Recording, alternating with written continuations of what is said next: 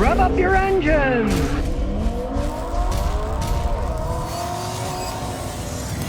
Well, you know, I'm not a fan of Nissans. Well, now the 2021 Nissan Rouge is being recalled because of a fire risk. They might not have connected the fuel system and hoses correctly, the ring that seals the gas tank. So vapors or fuel could come out and start a fire, or even worse, you'd be going down a road, the fuel hose could pop off, then the fuel would spray all over the place, the car would stop running while you're going 60 miles an hour, and you might have a flaming car rolling down the road. So, as I said, not a big fan of Nissan. These are the 2021 Nissan Rouge that were built between September 24th and November 11th of last year. You know, they make cars, even though it was the end of 2020, they still call them 2021 model year. So if you own one of those, you might check with the National Highway Traffic Safety Association website, or if you like using phones, you can call them up at 1-888-327-4236 and ask them about your Nissan Rouge. Is it the one that might start on fire? You can take it in and let them fix the stupid thing. They say they're going to check them and la la la la la. Hey, I would force them to replace everything myself. I'd say, you think you got a problem, you got to replace them all. Because I've had customers in the past, they had their car checked, they didn't even check it right, and then the car broke down later on. So I think they should just be forced to replace them all myself. Now here's an interesting one. Nissan says that it has a very thermally efficient gasoline engine, but there's one catch to it. They're not going to use it to run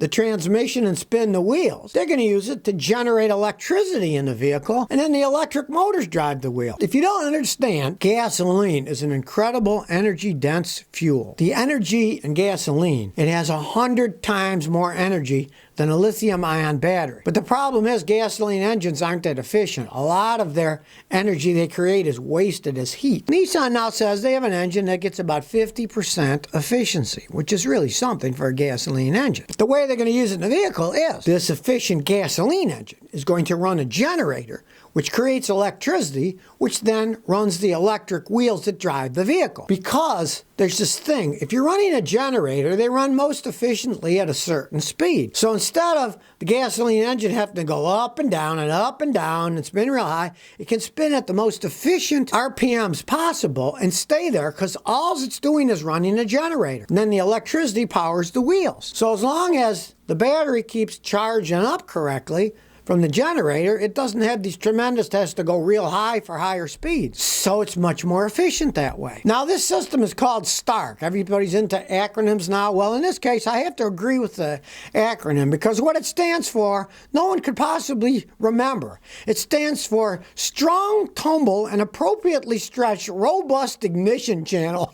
Good thing they called it Stark. Now, the engine itself reaches a 46% thermal efficiency when they tested it. And the way to get 50, they get 4% more by reusing the thermal energy through the cooling system and stuff, the way they got thermostats. So it works at a 50% efficiency, which is very efficient. Now, this EPower was introduced back in 2016. It hasn't made it to the US yet, but if you ask me, it would make kind of a good stop gap. Let's say we're going to go between gasoline and electric cars, and people are getting more of a grid for the power for recharging electric cars. Well, if gasoline will have to be around for a while for the other cars. If they can have gasoline at this level of efficiency, 50%, running electric motors, that when they finally give up with making gasoline, you'd still have an electric car, and they could just take that motor out and put a battery or a hydrogen fuel cell in it. So just like a hybrid car today is kind of stopgap between gasoline and electric, especially the plug-in hybrids that have a battery, a generator, and you can also plug them in and run a certain amount of miles, 25, 30 miles on just electricity. This could be a stopgap thing with Nissan. It's a pretty interesting technology. Having a 50% efficient gasoline engine run a generator that runs the electric wheels to drive the car. Now, you know, I'm not a big fan of Hyundai. Well, here's a letter I got from one of my old fans back in Houston. Hey, Scotty, we miss you. I have, unfortunately, a 2015 Hyundai Sonata. It's been a nightmare. At 17,000 miles, the transmission blew up and I had it replaced.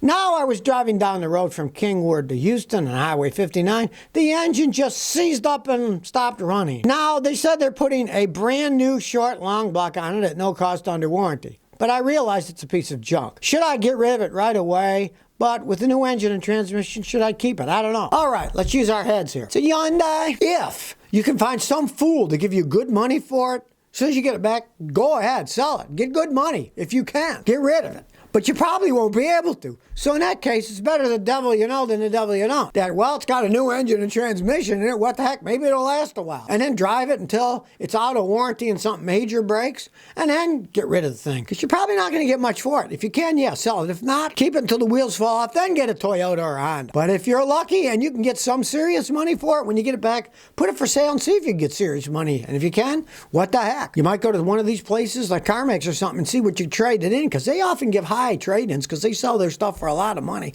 And they don't care what it is. They just want to buy and sell. You know, they're not guys that are going to tell the truth like me that say, well, these cars are good and these cars are bad. They're going to tell you they're all good because they sell used cars. So if you can sell it for money, do. If not, drive it till the wheels fall off. Skull and Hand Underground says, Scotty, my LED taillights blew the other day. $600 to replace plus labor. The aftermarket ones are $500. What can I do? I don't want to put halogen because it would cost more to wire them in. Well, depends what went wrong with your taillights. LEDs don't use much power, right? So let's say something broke in them.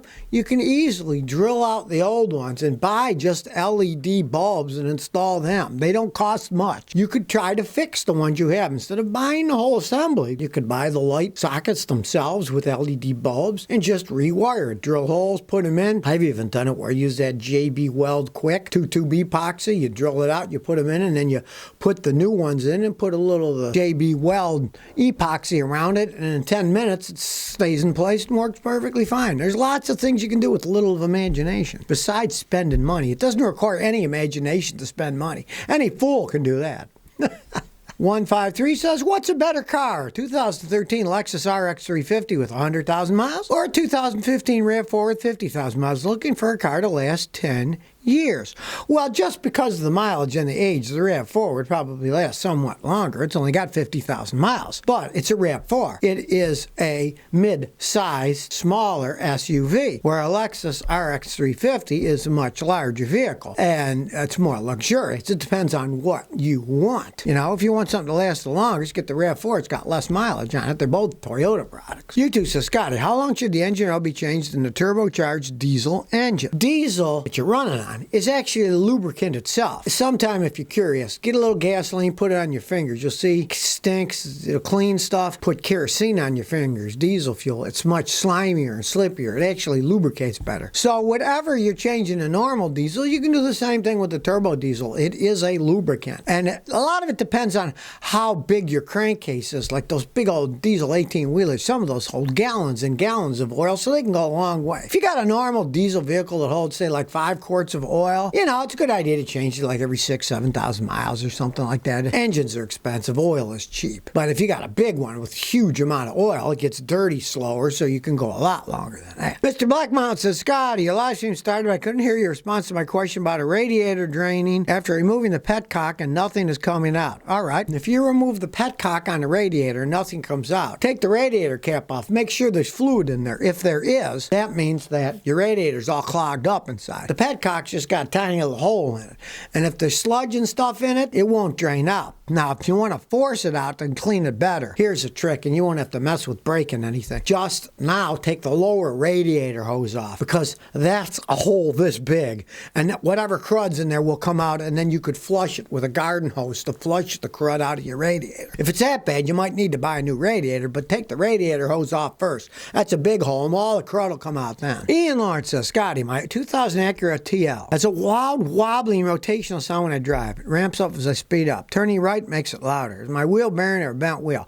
Odds are it's a wheel bearing on the right side. So have some friends in the car and have them roll the passenger windows down, stick their heads out. See if it's the right front or the right rear. If it really gets louder when you turn right and you hear it, it's probably the right front. On those, you replace the hub assembly all as one unit, so you don't have to press the bearings in and out, which is a pain in the butt anyways. Paul Fortuna says, Scotty, what are your thoughts on the new Ram TRX? Do you think it'll hold up against the Ford Raptor over time? All right. Well, I saw that one dealer had one so tricked out that they were selling it for like $150,000 with all these ads on. So they're way overpriced. Just knowing Rams, I doubt that they'll hold up like the Ford Raptors, because I got customers with Raptors that have had them for ages and they love the vehicle. So I doubt that any company that's affiliated with Fiat and Peugeot, not Stellantis, is going to make something that's going to hold up as long as a Ford truck. I really would doubt it. From my experience with my own customers with Rams, I'd have to say no, they won't last as long. Joseph Rivers said, how can I find an EV evap leak on my car. Well, evap leaks are suction leaks, so it's not the normal thing. The pressure doesn't go out, it's sucked in. So what you do is you want to blow some smoke into the evap system. I got a video, finding engine vacuum leaks with a cigar where you puff it in. You can do the same thing with the evap system. Anything that creates smoke, if you got one of those smoke machines that they use on Halloween, if you can figure a way to funnel it into a tube and then stick the tube into the evap system, wherever it's leaking, you'll see the smoke coming out. If it's really bad with the car run, listen with your ears. If you can hear sucking air, then you'll see it sucking air there. I mean, there's lots of ways you can check them.